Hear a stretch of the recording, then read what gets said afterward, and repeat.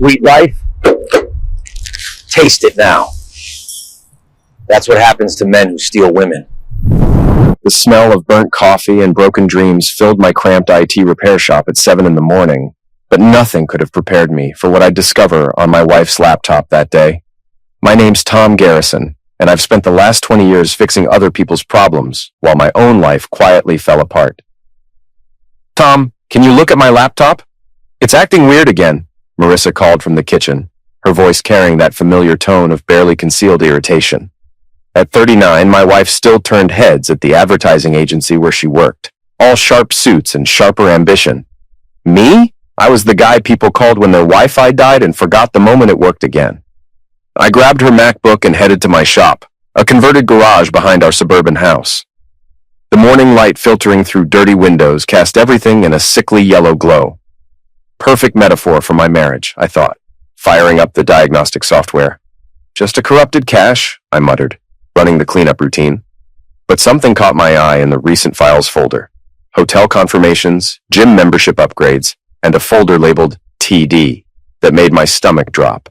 Troy Dalton, Marissa's boss, the kind of guy who wore expensive cologne and thought a firm handshake could solve world hunger. I didn't open the folder, not yet, but I memorized exactly where it was. All fixed, honey, I called, carrying the laptop back inside. Marissa was already dressed for work, checking her reflection in the hallway mirror. Thanks, you're a lifesaver. She kissed my cheek, a perfunctory peck that felt more like a business transaction. I'll be late tonight. Big presentation with Troy. Another one?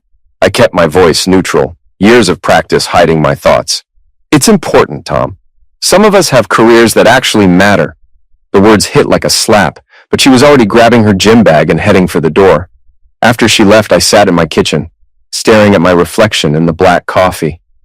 42 years old, thinning hair, and a wife who looked at me like I was furniture. When had I become so invisible? My phone buzzed, a text from my buddy Nate. Beer tonight? Sarah's working late too. Sarah, Nate's wife, also coincidentally working late, also coincidentally a member of the same upscale gym as Marissa. The pieces were starting to form a picture I really didn't want to see.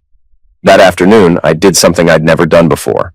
I installed a small GPS tracker in Marissa's car, the kind I use to help customers find stolen laptops. If she was really working late, it would show her at the office. If not, the tracker's app showed her car at the Riverside Hotel at 9:47 p.m., the same hotel from those confirmation emails. I drove there, hands shaking on the steering wheel.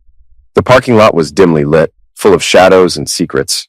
And there, parked next to a silver Porsche I recognized from the agency's parking garage, was my wife's Honda. I didn't go inside. I didn't need to. The truth was sitting right there under the fluorescent lights, obvious as a neon sign. Instead, I went home and waited. Marissa stumbled in at 1:15 a.m., hair slightly mussed, makeup touched up, but not quite right. How was the presentation? I asked from the couch. Exhausting. Troy really pushed us hard. She wouldn't meet my eyes. I'm going to shower. As the water ran upstairs, I made a decision that would change everything. I opened my laptop and ordered a dashboard camera with night vision. If Marissa wanted to play games, I'd make sure I had the rules figured out first. But I wasn't prepared for what happened the next morning. The dash cam arrived 2 days later, a small black box that would either save my marriage or destroy it completely. I installed it while Marissa was at her early morning workout. Another new habit that had started 3 months ago. Tom, can I borrow your car today? Mine's making that noise again, she said when she got home, cheeks flushed and glowing in a way that had nothing to do with exercise. Sure thing. I tossed her the keys, my heart hammering. I'll take a look at yours later. She drove off in my Camry, completely unaware that every movement, every destination, every passenger would now be recorded in high definition. I spent the day pretending to work, checking the dash cam's live feed on my phone every few minutes. Office, lunch at a downtown bistro, back to the office, normal, boring, exactly what a faithful wife's day should look like. Then, at 6:30 p.m., the car moved again. But instead of heading home, it went straight to the Riverside Hotel. I watched the live feed as Marissa parked and waited. At 6:45, a silver Porsche pulled up beside her. Troy Dalton got out, tall and confident, wearing a suit that probably cost more than I made in a month. He walked to my car and got in. Even through the small dashboard screen, I could see Marissa's face light up in a way I hadn't seen in years. She leaned across the console, and they kissed with the desperate hunger of people who thought they were invisible. Jesus Christ, I whispered, watching my marriage disintegrate in real time. But it got worse. I missed you so much, Marissa's voice came through the camera's audio, clear as a bell. When can we stop sneaking around like this? Soon, baby. Jessica's getting suspicious, and your husband's not as stupid as he looks. We need to be careful. Jessica, Troy's wife, so this fool was cheating on his spouse, too. Tom's completely clueless, Marissa laughed, a sound like breaking glass. He spends all day in that pathetic little shop fixing broken computers and pretending he matters. I can't believe I wasted 20 years on him. 20 years. 20 years of marriage, of building a life together, of believing in us, reduced to a punchline in the front seat of my own car. I saved the video file and sat in my dark shop, staring at the concrete floor. The smart thing would be to call a lawyer, file for divorce, split everything down the middle and move on. The safe thing. But I wasn't feeling particularly smart or safe. Instead, I called Nate. We need to talk, I said when he answered, and you're not going to like what I have to show you. An hour later, Nate sat in my shop watching the dash cam footage on my laptop. His face went through the same progression mine had. Confusion, disbelief, rage. That son of a witch, he said quietly. Sarah told me she was working late on a project with Marissa. They're both lying, I said. Question is, what are we going to do about it? Nate was quiet for a long moment, staring at the frozen image of our wives with their lovers. Finally, he looked up at me with an expression I'd never seen before. We're going to make them pay, he said. Not just divorce court pay, really pay. I should have talked him out of it, should have been the voice of reason. Instead, I found myself nodding. What did you have in mind? The plan started simple enough. Document everything, build an airtight case, then hit them where it hurt most. Their reputations, their careers, their comfortable little worlds built on lies and betrayal. Over the next week, I became a man obsessed. I installed tracking software on the laptop Marissa asked me to fix again. I hired a private investigator recommended by my divorce attorney. I even befriended Jessica Dalton at the grocery store, striking up conversations about how hard our spouses worked, how many late nights they put in. Troy's been so stressed lately, Jessica confided during one of these chance encounters. Always on his phone, working weekends, I barely see him anymore. Same with Marissa, I replied, hating how easy the lies came. But I guess that's what success looks like, right? Jessica's smile was sad and tired.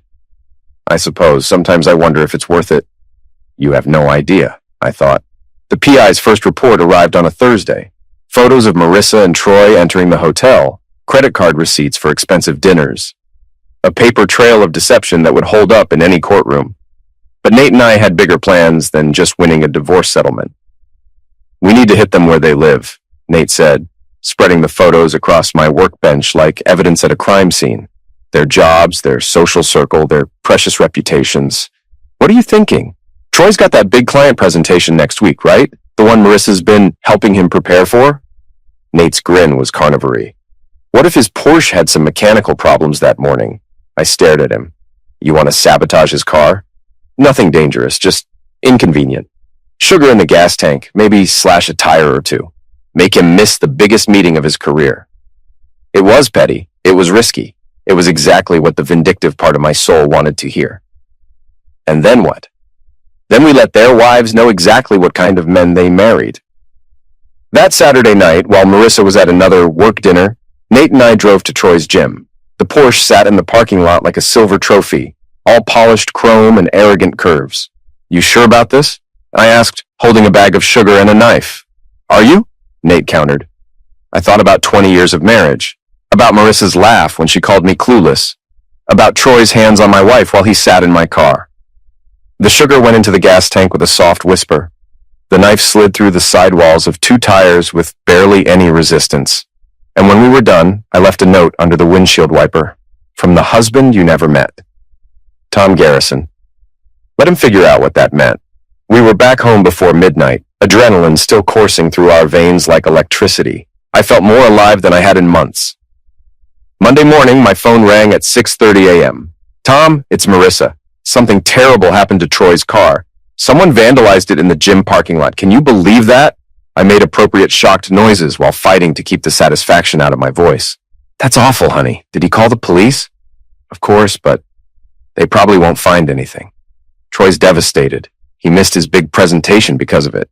What a shame, I said, meaning the exact opposite, but our moment of triumph was short-lived. That evening, Marissa came home with news that changed everything. I need to tell you something, Tom, she said, sitting across from me at the kitchen table. Troy and we're in love. I'm leaving you. Just like that, no build-up, no explanation, no apology. 20 years dismissed with the emotional weight of a weather report. I see, I said, surprised by how calm my voice sounded. When? I'm moving out this weekend. I've already talked to a lawyer. Have you now? I leaned back in my chair, studying her face. She looked relieved, like she'd finally taken off a mask she'd been wearing too long. And Troy's leaving Jessica too? Something flickered in her eyes. That's more complicated. I bet it is. I stood up, walked to my laptop, and opened the dashcam footage. You might want to see this before you pack your bags. Marissa's face went white as she watched herself with Troy, listened to her own voice calling me pathetic and clueless. When it was over, she sat in stunned silence. You recorded us, she finally whispered. I recorded my own car, I corrected. You just happened to be in it. This is illegal. I'll have you arrested for invasion of privacy. I laughed, a sound with no humor in it whatsoever. Good luck with that, but you might want to check with Troy first. See if he's ready to have this conversation with Jessica. The color drained from her face completely. You wouldn't. Try me. But as it turned out, I didn't need to make that threat, because the next morning I discovered something that made our little suburban drama look like child's play. The call came at 7 a.m. from a number I didn't recognize, a woman's voice, shaky and desperate. Is this Tom Garrison? Yes. Who's this? My name is Jessica Dalton. I think we need to talk. My blood turned to ice water. About what? About what our spouses have been doing behind our backs, and about what else I found in my husband's computer. We met at a diner across town, neutral territory, where neither of our cheating spouses would think to look. Jessica looked like she hadn't slept in days, her eyes red-rimmed and haunted. How long have you known? She asked before I'd even sat down. About a week, I admitted. You? 2 days. I hired a private investigator after Troy's car was vandalized. The note you left made me suspicious. She slid a manila folder across the table. But Tom, it's not just our spouses. There are others. I opened the folder and felt my world tilt sideways. Photos of Troy with 3 different women, including Marissa, hotel receipts going back 2 years, and bank statements showing large cash withdrawals from accounts I'd never heard of. Your husband's been running a side business, Jessica continued, her voice barely above a whisper. He's been embezzling money from the agency and using it to fund his affairs, expensive hotels, gifts, trips. My investigator thinks he's stolen close to $200,000. Jesus Christ! I flipped through the evidence, each page more damning than the last. Does Marissa know? That's the million-dollar question, isn't it? Jessica's laugh was bitter. Either she's completely naive or she's in on it. I thought about Marissa's sudden interest in leaving me, her confidence about the divorce settlement, her certainty that she could start over with Troy. She knows, I said quietly. She has to know. Then we need to stop them before they disappear with everything. Jessica was right. This wasn't just about infidelity anymore. This was about theft, fraud, and 2 people who thought they were smart enough to destroy multiple lives without consequences. What do you want to do? I asked. I want to burn their world down, she said with quiet intensity. Legally, completely, and very publicly. We spent the next 2 hours planning. Jessica would confront Troy that evening, wearing a wire provided by her PI. I would do the same with Marissa. We'd get them on record admitting to the affair and, hopefully, the embezzlement, but when I got home, Marissa was already packing. I thought you weren't leaving until the weekend, I said, watching her fold clothes into suitcases with mechanical precision. Change of plans, Troy found us an apartment. She didn't look at me, just kept packing. I'll send for the rest of my things later. What about your job? I'm transferring to Troy's new agency. He's starting his own firm. With stolen money, I thought, but didn't say. Instead, I pulled out my phone and started recording. Marissa, I need to ask you something, and I want you to be honest with me. What? She finally looked up, annoyed. Did you know Troy was stealing money from the agency? The suitcase slipped from her hands, clothes spilling across the floor. What are you talking about? $200,000, Marissa. Embezzled over 2 years to pay for hotels and gifts and God knows what else. I kept my voice steady, conversational. Did you think I wouldn't find out? You're crazy, she said, but her voice shook. Troy would never... Troy's wife hired a private investigator. She has bank records, receipts, everything. The FBI is getting involved. That last part was a lie, but it had the desired effect. Marissa sank onto the bed, her face ashen. Oh God, what have we done? We! I stepped closer, phone still recording. So you did know. Not at first, she whispered. But when he started talking about leaving Jessica, about starting over somewhere new, I asked how he could afford it. He said he'd been saving money from side projects. And you believed him. I wanted to believe him. Tears started flowing down her cheeks. Tom, I never meant for it to go this far. I felt so trapped, so invisible. Troy made me feel alive again. For a moment, I almost felt sorry for her. Almost. Then I remembered her voice on the dash cam, calling me pathetic and clueless. Where is he now? I asked. At his office, cleaning out his files. He said we needed to be ready to leave town quickly. I pocketed my phone and headed for the door. Tom, wait! Marissa called after me. What are you going to do? I paused in the doorway, looking back at the woman I'd loved for 20 years. I'm going to finish what you started, I said. Then I drove to Troy's office, Jessica's evidence folder on the passenger seat, and a plan forming in my mind that would make our car vandalism look like a children's prank. Troy's agency occupied the top floor of a downtown office building, all glass walls and modern furniture designed to impress clients. At 9 p.m., the place was mostly empty except for security guards and a few dedicated workaholics, and Troy Dalton frantically shoving files into boxes like a man preparing to flee the country. I found him in his corner office, expensive suit wrinkled, hair disheveled, looking nothing like the confident hunter who'd stolen my wife. When he saw me in the doorway, he actually jumped. Tom? What are you doing here? Thought we should have a conversation, I said, closing the door behind me, man to man. Look, I know this is awkward, but $200,000, Troy. I sat down across from his desk, casual, as if we were discussing the weather. That's a lot of money to steal for a few hotel rooms. His face went white. I don't know what you're talking about. Your wife hired a private investigator. She has bank records going back 2 years. Every withdrawal, every transfer, every dollar you stole to fund your little midlife crisis. I leaned forward. Did you really think no one would notice? Troy's hands shook as he reached for his phone. I'm calling security.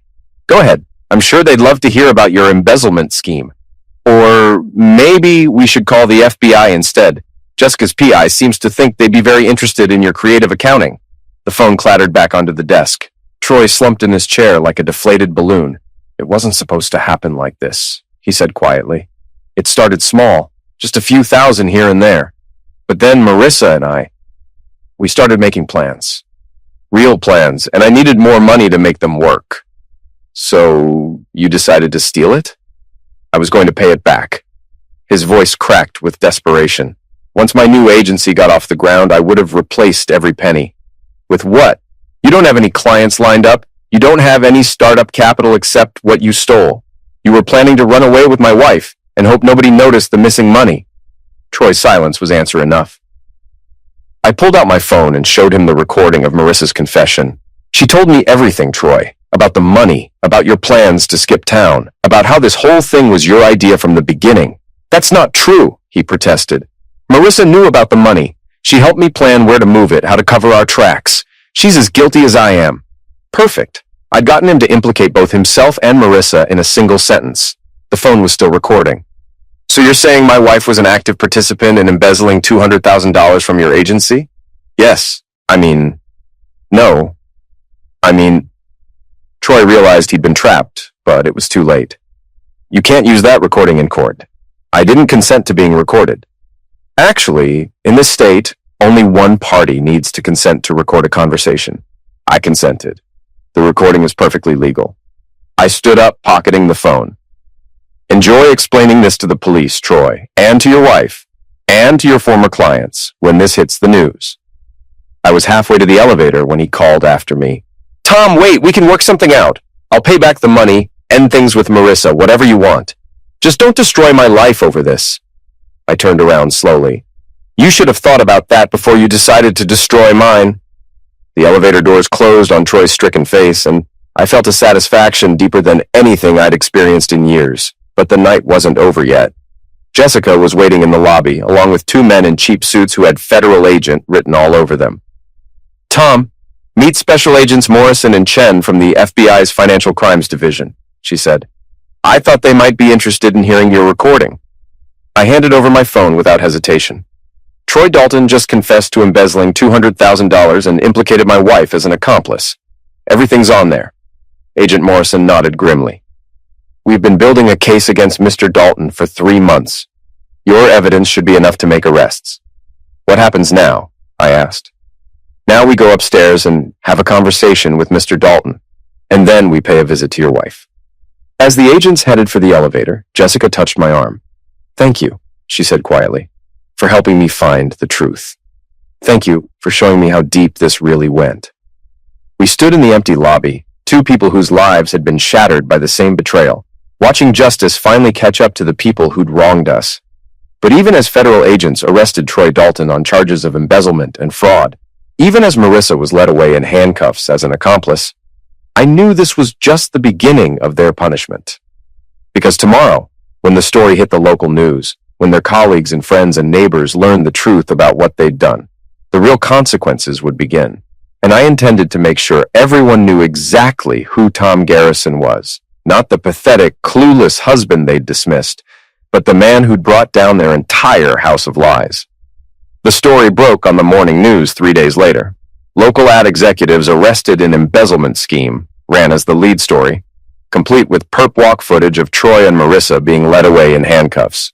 I watched it from my kitchen table, coffee growing cold in my hands, as the reporter detailed their crimes. $237,000 stolen over 18 months. Multiple affairs, a planned flight to Mexico with the embezzled funds, the whole sordid story laid out for the entire city to see. My phone had been ringing non-stop since the arrests. Reporters wanting interviews, neighbors offering sympathy, old friends I hadn't heard from in years calling to express their shock and support. But the call I was waiting for came at 10:47 a.m. Tom, it's Marissa! Her voice was barely recognizable, hoarse from crying. I need to see you, please. I'm not sure that's a good idea. Please, she begged. I'm out on bail, but my lawyer says, Tom, I could go to prison for 5 years. I need to explain. Need to make you understand. Understand what?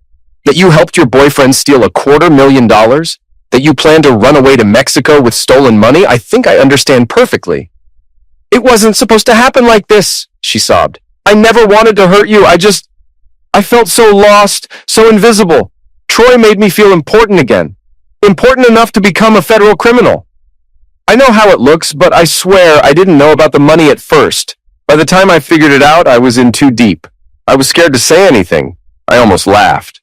You were scared? You destroyed our marriage, helped steal hundreds of thousands of dollars, and planned to flee the country. But you were scared? Tom, please! I know I don't deserve your forgiveness, but I'm begging you. Don't testify against me. Don't help them send me to prison. The audacity was breathtaking. After everything she'd done, she still expected me to protect her. I'll think about it, I lied. But first, I want you to do something for me. Anything. I want you to meet me at Riverside Park tomorrow at noon, the pavilion where we had our first date. I want to hear the whole truth, everything you haven't told me yet. And Marissa?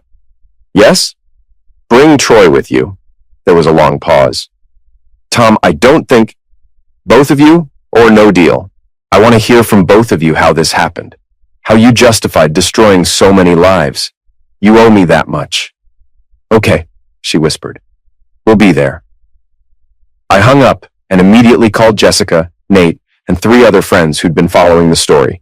Then I called the local news station and tipped them off about a possible public confrontation between the embezzlement suspects and their betrayed spouses. If Marissa and Troy wanted to explain themselves, they could do it in front of the whole city. The next day, Riverside Park was crawling with people. Word had gotten out somehow, maybe through social media, maybe through the news tip, and half the town had shown up to watch the drama unfold. News crews, curious neighbors, even some of Troy's former clients who'd been burned by the scandal. I arrived early and set up at the pavilion, a small wireless microphone clipped to my shirt and connected to the park's PA system. When Marissa and Troy arrived, looking haggard and desperate, their voices would carry to every corner of the crowd. They showed up right at noon, both dressed like they were attending a funeral, which in a way they were, the funeral of their reputations, their careers, their freedom. "Tom," Marissa said hesitantly as they approached, "there are so many people here." "I know. They all want to hear your story." I gestured to the crowd, which had grown to nearly 200 people. "Why don't you start with how the affair began?" Troy stepped forward, trying to salvage some dignity. "This is ridiculous. We're not going to air our private business in front of—" "You aired it in my car," I interrupted, my voice carrying clearly through the PA system. "You aired it in hotel rooms paid for with stolen money. You aired it when you planned to run away together with $250,000 that didn't belong to you." The crowd murmured angrily. Several people shouted questions at Troy and Marissa, who stood frozen like deer in headlights. "Tell them about the other women, Troy," I continued. "Tell them how many affairs you were running at the same time. Tell them how you convinced my wife to help you steal money from your own company." "That's not how it happened," Marissa protested, stepping closer to the microphone. "Tom, you're making it sound worse than it was." "Really? Then explain it to everyone. Explain how it's not as bad as it sounds." And incredibly, she tried, standing in front of 200 people with news cameras rolling and her voice echoing across the park. Marissa attempted to justify the unjustifiable. "I was lonely," she began, tears streaming down her face. "Tom worked all the time, never paid attention to me. I felt invisible in my own marriage. When Troy showed interest, when he made me feel beautiful and wanted again, I couldn't resist." "What about the money?" someone in the crowd shouted. Marissa looked at Troy, who was staring at the ground in mortification. "I didn't know about that at first. Troy said he had savings, that he'd been planning to leave his wife for years. It wasn't until later that I learned the truth." "But you didn't stop seeing him," I said. "You didn't turn him in. You helped him plan to escape with the stolen money." "I was in love," she cried. "I know that doesn't excuse what we did, but I was in love, and I thought we could start over somewhere new. I thought we could be happy." "On stolen money," I pressed. "You thought you could be happy spending money stolen from Troy's clients, his company, people who trusted him?" Troy finally looked up, his face red with shame and anger. "You want the truth, Tom? Fine. Yes, I stole the money. Yes, I was having affairs with multiple women. Yes, I convinced Marissa to help me cover it up. But you know what? I don't regret it." The crowd gasped. Even I was surprised by his audacity. "I don't regret it because my marriage was dead, just like yours was. Jessica and I were strangers living in the same house. You and Marissa were the same. We found something real together, something worth fighting for. If that makes us criminals, then so be it." "Worth fighting for?" Jessica's voice cut through the crowd like a knife. I hadn't seen her arrive, but there she was, pushing through the people to face her husband. "You stole from your own clients, Troy. You stole from people who trusted you to handle their money. You destroyed our marriage, our reputation, our entire life. For what? For her?" She pointed at Marissa, who shrank back as if she'd been slapped. "She's not even the only one," Jessica continued, her voice rising. "The FBI found evidence of at least 4 other affairs. 4 other women you were seeing while you were stealing money to pay for hotels and gifts and trips. You're not a romantic, Troy. You're a sociopath." The crowd was getting ugly now, shouting questions and accusations at both Troy and Marissa. Someone threw a plastic water bottle that bounced off Troy's shoulder. Another person yelled about their own money that had been invested with Troy's firm. "That's enough," Troy said, grabbing Marissa's arm. "We're leaving." "No," I said, stepping in front of them. "You wanted to explain yourselves. You wanted people to understand. So finish the job." I looked out at the crowd, at the news cameras, at the faces of people whose lives had been touched by this scandal. Then I looked back at my wife and her lover, 2 people who had thought they were smart enough to destroy multiple lives without consequences. "Tell them about the fake business accounts," I said. "Tell them about the forged signatures. Tell them about the clients' retirement funds you gambled away in Vegas. Tell them everything, Marissa. Tell them who you really are." But she couldn't. Neither of them could. They stood there in front of 200 people, exposed and humiliated and completely without defense. Finally, Troy broke. "Screw this!" he snarled, pushing past me toward the parking lot. "Screw all of you? We'll see what a jury thinks." Marissa followed him, both of them fleeing through a crowd that parted reluctantly, people shouting questions and insults as they passed. I watched them go, feeling a satisfaction deeper than anything I'd ever experienced. They would go to prison. The evidence was overwhelming. Their public confession had been recorded, and their lawyers would almost certainly advise them to take plea deals. Their careers were over, their reputations destroyed, their comfortable lives reduced to ashes. But more than that, they would always know that Tom Garrison, the pathetic, clueless husband they'd dismissed, had been the one to bring them down. As the crowd dispersed and the news crews packed up their equipment, Jessica walked over to where I stood. "Feel better?" she asked. "Actually, yes," I said, surprising myself. "For the first time in months, I feel like myself again." "What happens now?" I looked around the park, at the pavilion where Marissa and I had shared our first kiss 23 years ago, at the trees we'd walked under when we were young and in love and thought we'd be together forever. "Now I start over," I said, "and this time I do it right." 6 months later, Troy Dalton was sentenced to 8 years in federal prison for embezzlement and fraud. Marissa received 4 years as an accomplice. Both were ordered to pay full restitution to their sufferers, though the money had long since been spent. Jessica and I stayed in touch, two people bonded by shared betrayal and the satisfaction of seeing justice served. We never became romantic. We both needed time to heal, but we became friends in a way that felt honest and real. I sold the house, moved to a different part of town, and expanded my IT business. Turns out, being the guy who brought down a high-profile embezzlement scheme was actually good for business. People trusted me, respected me in a way they never had before. And sometimes, when I was working late in my new shop, I'd remember Marissa's voice on that dash cam recording, calling me pathetic and clueless. I'd remember Troy's arrogant confidence, his certainty that he was smarter than everyone around him. Then I'd smile and get back to work, knowing that sometimes the underdog wins after all.